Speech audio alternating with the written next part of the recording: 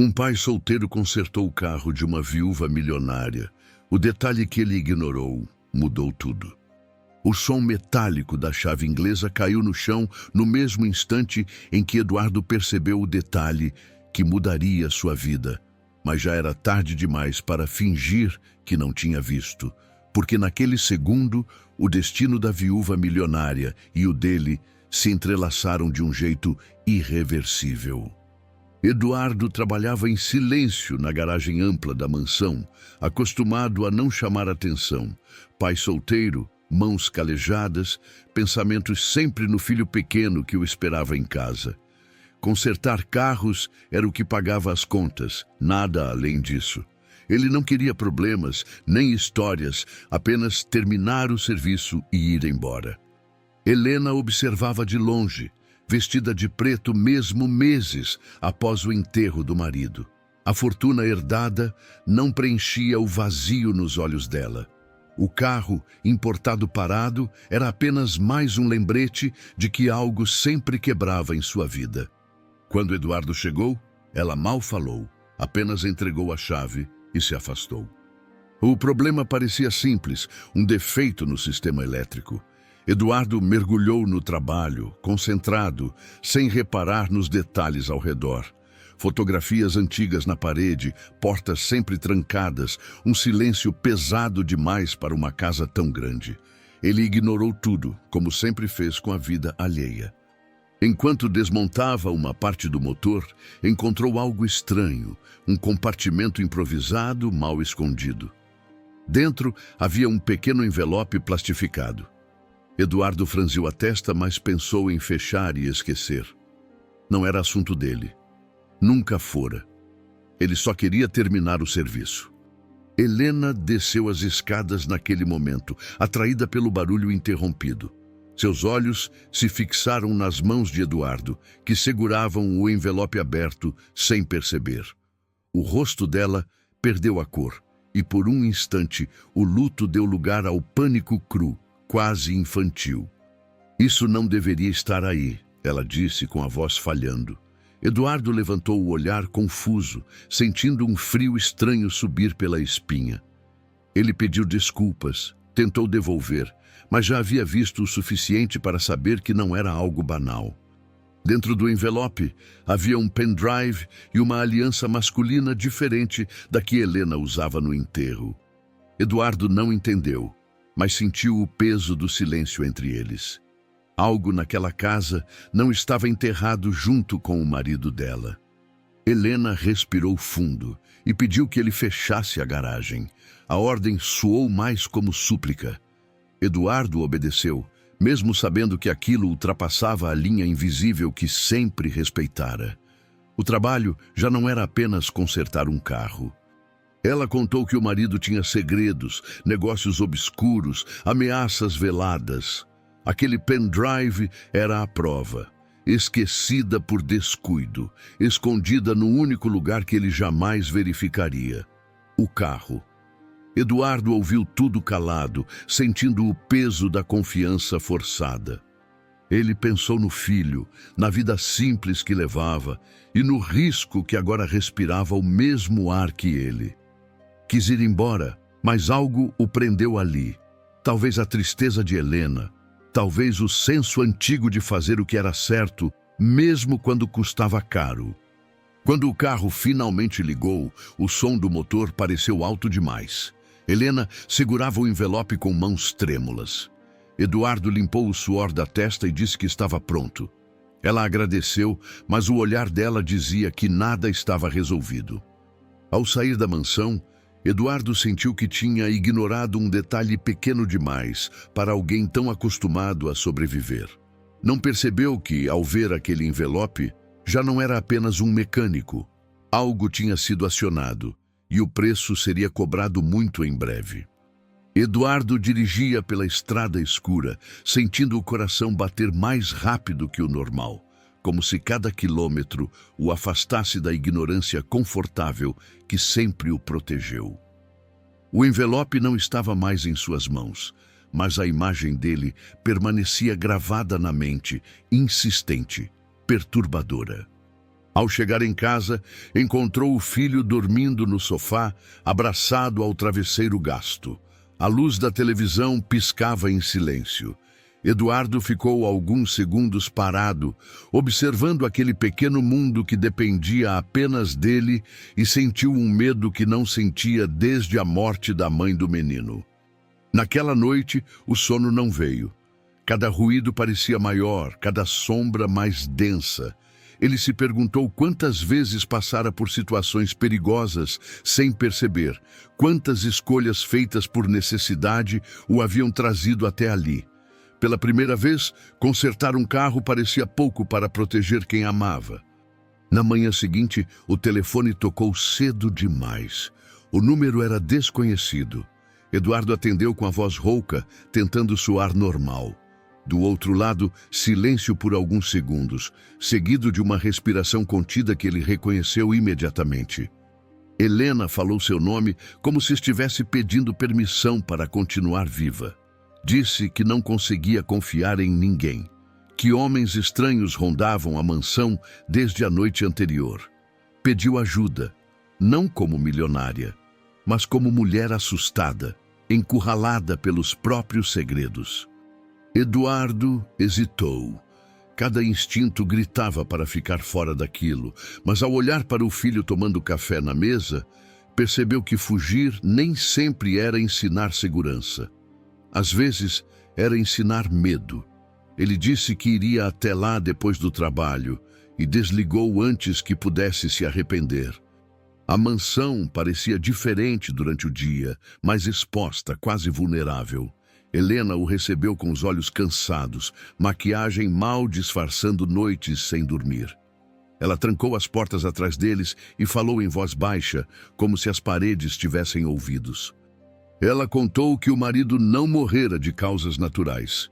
A investigação fora abafada, comprada com dinheiro e silêncio. O pendrive continha nomes, contas, gravações. Pessoas poderosas. Homens que não aceitavam erros, nem testemunhas inconvenientes.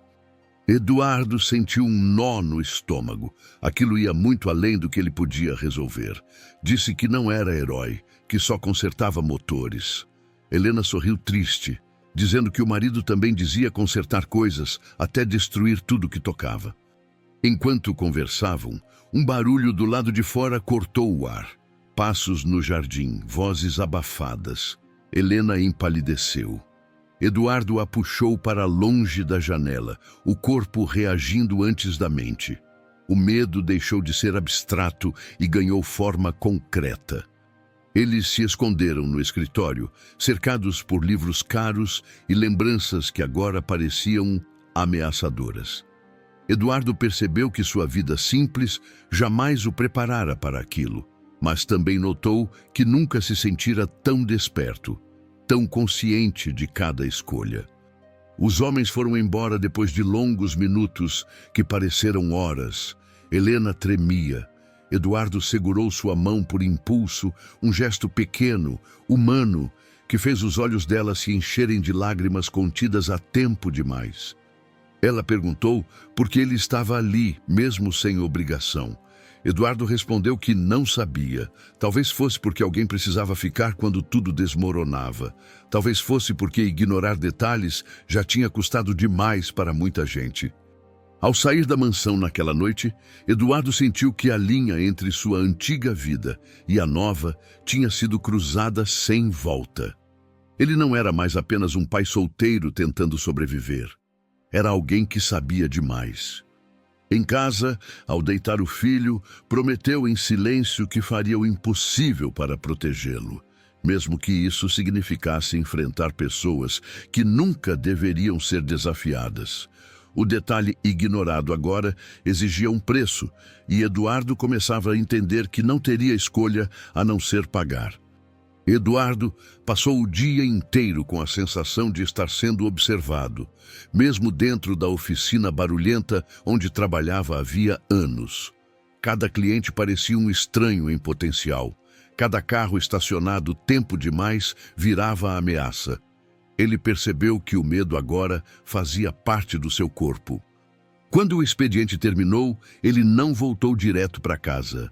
Deu voltas pela cidade, checando retrovisores, mudando trajetos. Só respirou um pouco melhor quando finalmente estacionou na rua simples onde morava. O filho correu até ele sorrindo, alheio a tudo. À noite, Eduardo não conseguiu comer. Enquanto o menino falava da escola, ele fingia atenção, mas a mente voltava à mansão, às vozes no jardim, ao pendrive escondido. Percebeu que se algo acontecesse, o filho ficaria sozinho. A ideia o esmagou. O telefone tocou de novo depois que o menino dormiu. Helena não chorava dessa vez. A voz estava firme demais, o que o assustou ainda mais. Ela disse que precisava sair do país, que não tinha tempo, mas não podia ir sozinha. Eduardo disse que aquilo era loucura. Ela respondeu que loucura era achar que aqueles homens iriam parar. Contou que o motorista fora seguido, que contas tinham sido congeladas. O dinheiro não a protegia mais. O silêncio do outro lado implorava sem palavras. Ele desligou sem prometer nada. Passou a madrugada sentado na cama, olhando o filho dormir. Pensou na mulher que o abandonara anos antes, no quanto aprendera a ser pai sozinho. Fugir sempre fora impossível. Talvez nunca tivesse sido uma opção real. Na manhã seguinte, encontrou um bilhete na porta da oficina. Não havia nome, apenas um aviso claro demais para ser coincidência. Fique fora disso. As mãos de Eduardo tremeram. Alguém sabia onde ele trabalhava. Alguém o observava há mais tempo. Ele queimou o papel no fundo da pia, sentindo o cheiro ácido subir. Naquele momento, a escolha foi feita sem palavras. Ligou para Helena e disse que iria ajudá-la, mas do seu jeito. Não seria fuga cega. Precisavam de provas em mãos seguras. Voltaram à mansão naquela noite. A casa parecia abandonada, luzes apagadas, silêncio absoluto. Eduardo sentiu o peso da decisão em cada passo. Não era coragem, era responsabilidade. Algo que sempre carregara, agora em escala maior. No escritório, Helena abriu um cofre escondido atrás de um quadro. Havia mais cópias, documentos, gravações. Eduardo percebeu que o marido dela planejara tudo, inclusive ser descoberto. Aquilo não era apenas defesa, era vingança póstuma. Eles ouviram um carro parar do lado de fora. Faróis cortaram as janelas. Eduardo apagou a luz e puxou Helena para o chão. O coração batia tão alto que ele temeu ser ouvido. Passos se aproximaram da porta principal. Uma voz masculina chamou por Helena, fingindo preocupação. Eduardo reconheceu o tom falso, treinado. Não era pedido, era comando. Helena segurou o braço dele, o olhar firme pedindo confiança. Ela conhecia aquele homem. Eduardo tomou uma decisão impulsiva. Ligou o gravador do celular e colocou no bolso. Depois, levantou-se devagar e abriu a porta do escritório, fazendo barulho de propósito.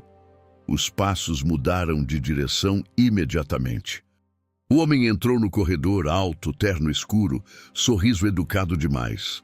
Perguntou quem era Eduardo. Ele respondeu com a verdade simples. Um mecânico, um pai, alguém que não sabia quando desistir. O homem ofereceu dinheiro, muito dinheiro. Disse que Helena precisava descansar, esquecer. Eduardo recusou sem pensar. Pela primeira vez, não sentiu medo, sentiu nojo. O homem suspirou, como quem perde a paciência.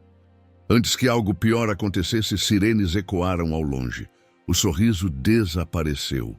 O homem recuou, prometendo que aquilo não acabaria ali. Saiu rápido, como alguém acostumado a desaparecer antes do caos. Helena caiu sentada, o corpo finalmente cedendo. Eduardo desligou o celular, mãos trêmulas, sabendo que aquela gravação mudava tudo. Não era vitória. Era apenas o começo de algo muito maior. Quando saiu da mansão, Eduardo entendeu que não havia mais retorno possível. O perigo agora tinha rosto, nome e promessa. Ele respirou fundo, aceitando o peso da escolha. Em casa, abraçou o filho com força demais. O menino reclamou, riu, voltou a dormir. Eduardo ficou ali, acordado, sabendo que a vida simples tinha ficado para trás. O detalhe ignorado já não era pequeno. Tinha virado caminho sem volta, e ele estava no meio dele, gostando ou não. Eduardo acordou antes do sol, com a sensação de que o tempo havia encurtado.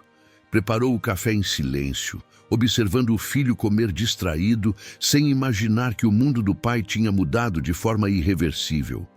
Cada gesto simples parecia um ensaio de despedida que Eduardo se recusava a admitir. Ele deixou o menino na escola e ficou alguns minutos no carro respirando fundo. A gravação no celular parecia pesar toneladas no bolso. Aquilo era prova, mas também sentença. Sabia que pessoas perigosas fariam qualquer coisa para recuperá-la ou silenciá-lo. Helena ligou pouco depois, pedindo que se encontrassem em um lugar público. Ela não queria mais a mansão. Cafés, ruas movimentadas, câmeras. A paranoia tinha se tornado método de sobrevivência. Eduardo concordou, sentindo que cada decisão agora precisava ser pensada em dobro. Eles se encontraram em uma padaria simples, longe do luxo que antes cercava Helena. Ela usava óculos escuros e um lenço no cabelo, quase irreconhecível. Quando se sentaram, não falaram por alguns segundos. O barulho comum ao redor parecia proteção. Eduardo contou sobre o bilhete, sobre o medo constante. Helena ouviu em silêncio, depois disse algo que o fez gelar. O homem da noite anterior tinha sido só um intermediário. O verdadeiro nome por trás de tudo era alguém conhecido nacionalmente, intocável. Ela explicou que o marido tentara sair do esquema, mas descobrira tarde demais que não havia saída limpa. As provas eram a única forma de garantir que se algo acontecesse com ela, o mundo saberia. Agora, Eduardo fazia parte dessa equação. Ele sentiu raiva, não de Helena, mas da injustiça crua de ser arrastado para aquilo por fazer seu trabalho direito demais. Disse que não queria morrer por segredos que não eram seus. Helena respondeu que ninguém escolhe onde o perigo começa, apenas onde decide parar. Um carro estacionou em frente à padaria por tempo demais. Eduardo percebeu antes de Helena. 2 homens dentro, fingindo olhar o celular. O café esfriou. Eles se levantaram sem terminar e saíram por portas diferentes, como haviam combinado. Eduardo voltou para casa com o coração acelerado. Arrumou uma mochila com documentos, roupas do filho, dinheiro guardado em um fundo falso da gaveta. Não era fuga, dizia a si mesmo. Era precaução. Mas o medo tinha gosto de despedida. À tarde, recebeu uma ligação inesperada. Um jornalista investigativo, voz calma, disse que tinha recebido uma mensagem anônima sobre um pendrive comprometedor. Eduardo percebeu que Helena tinha agido sem avisá-lo. A confiança era necessária, mas também perigosa. Eles se encontraram à noite, em um estacionamento vazio. Eduardo entregou uma cópia da gravação, deixando claro que havia outras. O jornalista prometeu proteção, mas Eduardo sabia que promessas eram frágeis diante de gente poderosa. Na volta, percebeu que estava sendo seguido. O carro atrás mantinha distância calculada. Eduardo mudou de rota, entrou em ruas estreitas, acelerou. O perseguidor não desistiu. O medo se transformou em ação. Ele parou bruscamente perto de uma praça iluminada e saiu do carro, gritando por ajuda. O outro veículo seguiu em frente, evitando a atenção. Eduardo caiu sentado no meio-fio, mãos tremendo, entendendo que aquilo só estava começando. Naquela noite, decidiu contar parte da verdade ao filho, adaptada à inocência que precisava preservar. Disse que talvez precisassem viajar, mudar de casa por um tempo. O menino sorriu, achando que era aventura. Eduardo quase chorou. Helena mandou uma mensagem curta. Eles sabem, nada mais. Eduardo apagou, mas as palavras ficaram gravadas. Sabia que o cerco estava se fechando e que erros agora custariam caro demais. Ele passou horas acordado, planejando rotas, contatos, possibilidades. Não era estrategista, nem herói. Era um pai tentando ganhar tempo. Cada segundo parecia um empréstimo frágil. Quando o amanhecer chegou, Eduardo sentiu algo diferente do medo, uma determinação silenciosa. Se aquele era o papel que o destino lhe dava, ele não fugiria. Protegeria o filho, exporia a verdade, mesmo que o preço fosse alto demais. O detalhe ignorado tinha virado missão, e Eduardo já não tinha como voltar a ser invisível. Ele respirou fundo, abriu a porta e deu o primeiro passo de um dia que mudaria tudo. O dia começou com uma estranha calma, como se a cidade prendesse a respiração antes do impacto. Eduardo levou o filho à escola mais cedo e ficou observando até o portão fechar. O sorriso do menino desaparecendo atrás das grades foi a imagem que ele guardou como armadura. Helena ligou poucas horas depois, pedindo que fossem juntos ao último passo. O jornalista tinha marcado a publicação para aquela noite. Não havia mais volta. Ela não chorava. A voz carregava uma serenidade dura, construída sobre o medo aceito. Eles se encontraram em um prédio antigo, emprestado por um amigo do jornalista. Andares vazios, cheiro de poeira e decisões antigas. Eduardo entregou o pendrive original. Ao soltá-lo, sentiu como se largasse uma parte da própria vida. O jornalista explicou que a matéria sairia em vários veículos ao mesmo tempo. Nomes, provas, gravações, blindagem pela exposição. Eduardo entendeu a lógica, mas também o risco. Quanto mais luz, mais desespero do outro lado. Quando saíram do prédio, o céu já escurecia. Um carro acelerou na esquina, outro surgiu atrás. Helena percebeu tarde demais. O primeiro veículo fechou a rua, o segundo parou bruscamente. Não havia sirenes, nem palavras. Eduardo puxou Helena pelo braço e correu. O corpo reagiu antes do pensamento. Um disparo ecoou, estilhaçando uma vitrine. Gritos surgiram, pessoas correram. O caos virou escudo improvisado. Eles entraram em uma galeria comercial e se misturaram à multidão em pânico. Eduardo sentiu o coração explodir no peito. Pensou no filho, no que ainda precisava viver. Não podia morrer ali. Conseguiram sair pelos fundos. Um beco estreito, mal iluminado. Helena tropeçou. Eduardo a segurou. O som de passos se aproximava. Não havia para onde ir. Pela primeira vez, ele pensou que tinha acabado. Mas as sirenes vieram fortes demais para ignorar. Viaturas surgiram na outra extremidade do beco. Os passos recuaram. Vozes gritavam ordens. O silêncio voltou aos poucos, quebrado apenas pela respiração descompassada deles. Na delegacia, horas depois, Eduardo sentou em uma cadeira dura, mãos ainda tremendo. Helena prestou depoimento com clareza surpreendente. O jornalista aguardava do lado de fora, telefone colado ao ouvido, confirmando publicações.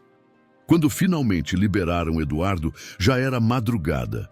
O celular vibrava sem parar. Mensagens, chamadas, alertas de notícias. Nomes conhecidos estampavam manchetes. O intocável deixara de ser invisível. Ele chegou em casa exausto. O filho dormia profundamente. Eduardo sentou ao lado da cama e chorou em silêncio, deixando o peso cair pela primeira vez. Não era vitória, era sobrevivência. Nos dias seguintes, a vida virou outra coisa. Proteção, depoimentos, mudanças. Eduardo deixou a oficina. Recebeu ajuda que nunca pedira. O mundo agora sabia quem ele era, mesmo sem entender tudo que perdera para isso. Helena desapareceu dos holofotes. Antes de partir, foi vê-lo uma última vez. Não houve promessas, nem declarações. Apenas um abraço longo, necessário. dois sobreviventes do mesmo erro ignorado. Ela disse que o marido acreditava que esconder detalhes era controlar o destino. Eduardo respondeu que aprendera o contrário. O que se ignora cresce no escuro. Meses depois, Eduardo buscava o filho na escola em um bairro novo. A vida era mais simples outra vez, mas nunca igual. O menino falava animado. Eduardo sorria, presente de verdade. À noite, ao fechar a casa, Eduardo olhou para as mãos. Ainda eram de mecânico. Ainda sabiam consertar coisas, mas agora também sabiam proteger, escolher, enfrentar. O detalhe ignorado tinha destruído mentiras, custado medo, quase tirado tudo, mas também tinha revelado quem ele era quando não podia fugir. Eduardo apagou a luz, deitou-se e finalmente dormiu sem sobressaltos. Pela primeira vez, não porque estava seguro, mas porque tinha feito o que precisava ser feito.